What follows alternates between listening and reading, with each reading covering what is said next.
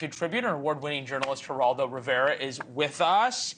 Geraldo, can we finally agree now? We'll just start very basic fairness. Can we finally agree that illegal aliens who commit crimes should then be deported, period? Yes, I have no problem with the deportation of criminal aliens. I think that the problem with that, saying it that way, is that you ignore the fact and the data, 140 years of data, that illegal aliens, so-called, undocumented immigrants, commit fewer crimes than legal residents. So if we take that as that the community itself commits fewer crimes than the citizen community, I'm going to stop you right there. The police and I should work together. No, because we did an entire segment on this and the so-called data on Friday. It comes back to one study out of Texas about illegal immigrants who commit homicide. It is true. We had the guy on from Cato who did all the studies, and I said, can you extrapolate this out? Well, and he said no. And we don't have 140 years of data about illegal immigrants.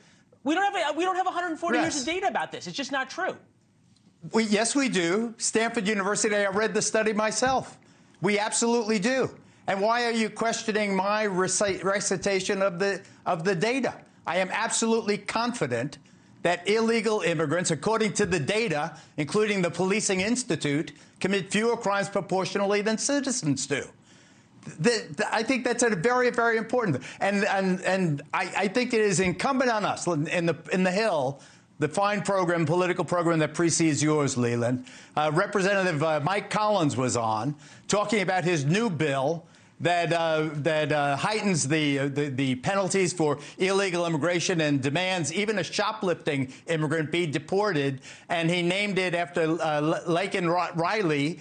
I don't think her parents have agreed to that. It also called for a condemnation of President Biden within the bill. It has zero chance. It's political pandering of the worst sort.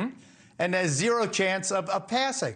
I mean, the fact of the matter is that illegal immigrants have become the boogeyman of the current era. We can't join that hysteria.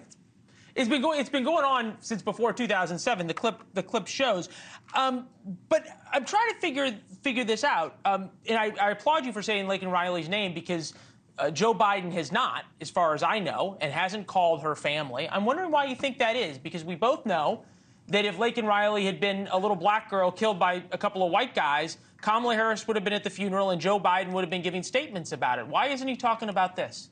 Should he? Do you remember? I have to answer it this way. I remember Molly Tibbetts. Tibbetts, 2018, the Iowa girl, very similar circumstance to this tragedy, this horrific crime. Molly, like Laken, was attacked while doing something absolutely innocent and grabbed and snatched and murdered ultimately. The Republicans or the conservatives were using it in the midterm elections. Donald Trump Jr. using Molly Tibbetts' name.